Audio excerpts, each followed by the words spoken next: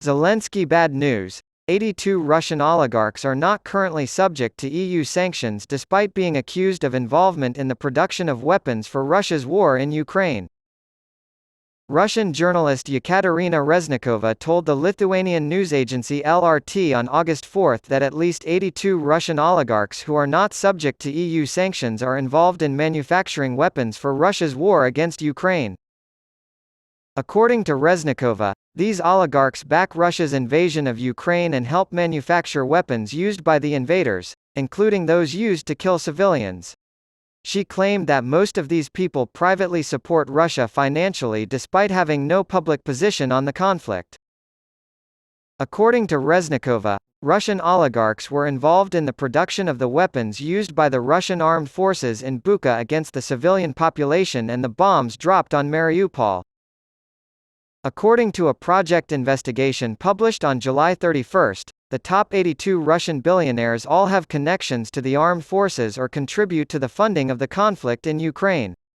Some make bomb parts, some make tanks and airplanes, and some offer a variety of communication and insurance options. Our original count was 81, but a reader's suggestion prompted us to include another name. This additional person runs a computer hardware retail business. Even though the territory is currently occupied, he continues to sell computers and other office equipment. A child was abducted and transported with the help of his company, according to Reznikova. Russian billionaire and VSMPO Avisma owner Mikhail Shelkov has made the single largest contribution to Russia's war against Ukraine. Titanium produced by this company is used in the production of weapons used in the ongoing conflict with Ukraine. Yuri Kovalchuk, an oligarch with ties to Russian dictator Vladimir Putin, comes in at number 2.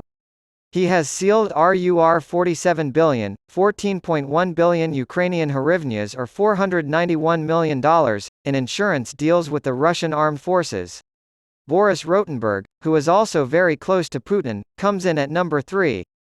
Rotenberg's company was involved in the construction of facilities, transportation, and installation of equipment, including high-frequency devices used in the military.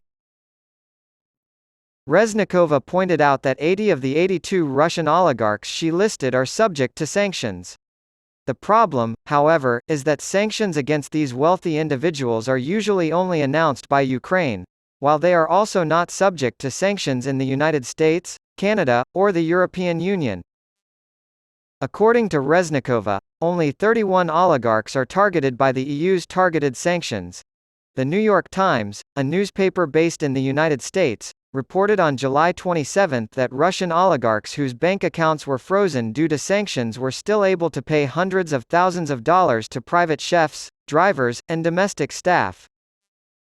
According to a report from July 13, the defense industry and prisons remain two of Vladimir Lisyn's primary areas of business cooperation. The United States and the United Kingdom have decided not to impose sanctions on a certain billionaire who is close to Putin.